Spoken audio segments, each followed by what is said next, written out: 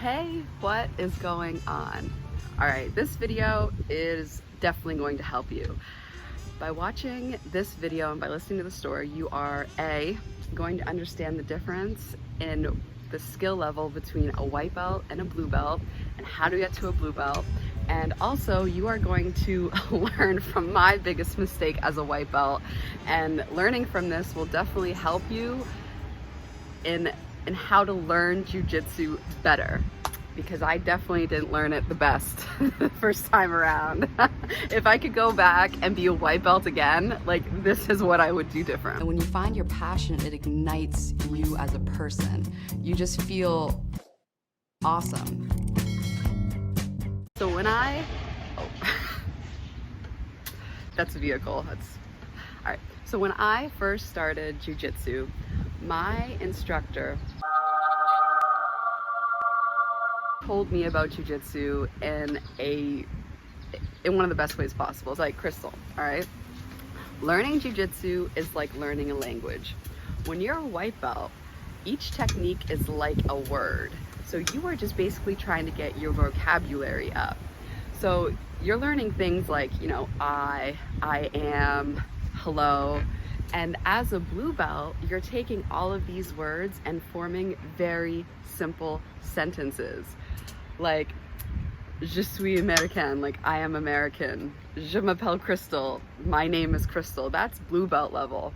White belt level is just learning the words and gaining a vocabulary.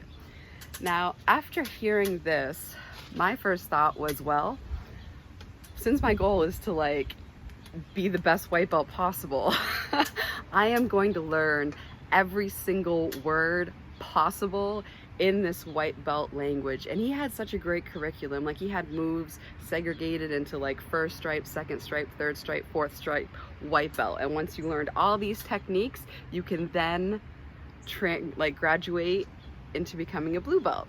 So I thought, man, for me to get through white belt and to get my blue belt to be the best white belt possible, I'm gonna learn all these techniques, no problem. So he had this online tutorial, and online he had every single technique and a how-to video for every single technique. Awesome, right? So I was like, okay. I went to class, drilled, did all these things, and when I got home, I would turn on a video, look at the technique, and write down step by step how to do the technique. I had notebooks filled with step-by-step instruction in my own words on how to do armbar, you know what I mean, triangle, it's all these side control escapes, pretty much every single, there must have been 100 and something techniques. So then I would take my little book of written techniques and his videos, and I would go and I would drill every single technique. But there was a problem, right? Even though I was drilling all these techniques and going to class and watching all the videos and learning all the words, things just weren't working. And definitely watch this video. This is a really good video too. Watch this to figure out, I explain the best way to learn jiu-jitsu in this video, but I'll tell you what was going wrong. So do you know that quote by, oh my God, what's his face? Bruce Lee, when he's I fear, I'll just adapt it, the pronoun, just to make sense in this scenario. I fear the chick that's practicing one kick 500 times, then practicing 500 kicks one time.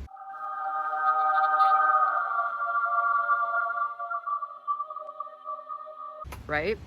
So it really all hit home. I remember one time after class, I was standing there trying to figure out why my jiu-jitsu wasn't progressing, why I was practicing all these techniques, all these words, but yet I still, my jiu-jitsu, as my coach put it, was unrealistic, and he wasn't going to give me a blue belt until I could translate, the words that I learned into sentences that I could at least make one coherent sentence in order to be deemed good enough, because that was the difference between a white belt and a blue belt. A blue belt was able to make sentences, and right now I could make some words, but I would have to keep on looking. I couldn't carry on a conversation with somebody else, on the mat. I couldn't ask where the bathroom was. So one day I was after class, you know, the gym was closing up, and I remember Pockets was washing the mats. He was sweeping the mats and getting ready to clean the mats, and we were having a discussion, and he told me, he's like, Crystal, you know, he was nice and he didn't say you, but he was like, Crystal, you know, it doesn't make sense, you know, people that come in and they just drill a bunch of moves and they think it's gonna work. He's like, it took me drilling and practicing for a year to get like a hip throw, like the judo hip throw. He's like, things just don't come because you practice them a couple times drilling and then think it's going to translate on the mat.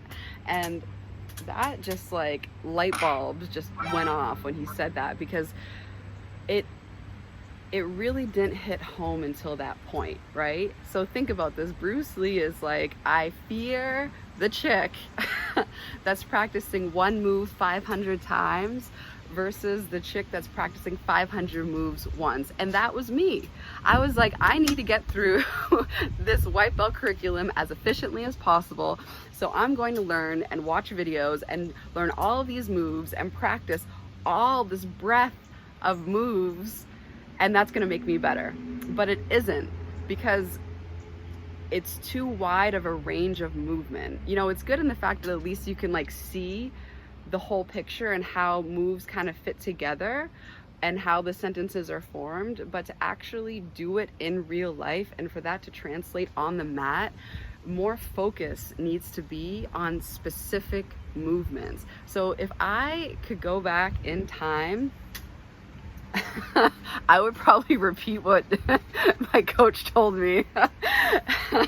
I would be like, Crystal, all right, I know there's a bunch of moves on, like, you know, online that your instructor has put together, you know, on functionalbjj.com. I know that you can learn all of these moves, but that's not going to make you become a blue belt faster. What is going to make you become a blue belt faster is if you spend more time practicing each specific movement, and especially those movements that will help you when you get caught rolling. So I would be like, hey, you need to practice escapes. You need to forget about the armbar, forget about the triangle, forget about these fancy submissions. You need to practice escapes, and you need to drill escapes. And you know that, like, you know when somebody mounts, it's like, I would be like, hey Crystal, you remember that time when you were almost in tears, like after rolling on the mat because you just could not get out of mount? Like, how about you practice your mount escapes instead of running from what you're, you know, what you can't solve? Like, you need to face what the problem is. You know, you need to fix the holes in the ship, like I said last video. So that would be my advice to myself. All right, so first of all, just to recap the difference between a white belt and a blue belt. As a white belt, you are going to learn all of these wonderful techniques, right? And as a white belt, in order to actually make them work on the mat, you need to spend more time with each technique. You need to practice each technique 500 times. And if I could like go back, I would look at all these techniques and like rank in order of importance for what my game needed at that time. Like, I would focus on the moves that were going to help the holes in my game. Like, those are the moves that I would focus on. I wouldn't focus on developing my top game, because it's like, Crystal, you're how are you gonna develop your top game if you can't get on top? You know what I mean? How are you gonna develop your top game and practice your top game if you can't get out from the bottom? You know what I mean? It's just not realistic. But yeah, so the difference between a white belt and a blue belt. A blue belt, you're able to use these techniques and have them work under duress on the mat, and you're able to string these moves together. As a white belt, you're just trying to make these individual moves work, and you might not have, you know, an answer for the question that they're going to ask after. Like, you know, you might not keep the conversation going, you might not have the response for their sentence, but at least you can implement some moves, you can use some words while you're on the mat. So it took me like a couple years to become a blue belt, and it's, you know, my gym was like very his blue belts were like, you know what I mean? Like, in order to get a blue belt from JJ, you stayed a white belt for a while, which is good because, you know, it's like, it's good to go through that because it really sharpened my skill, and having that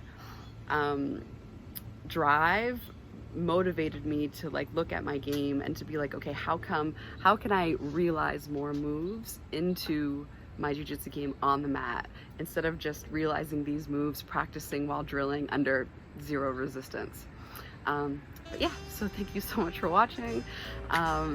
It's definitely been really good to share my story with you. That way, you know, you can learn from it.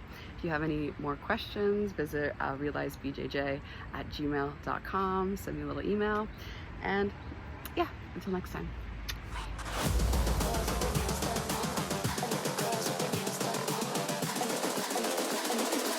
I think the girls with their nails done now.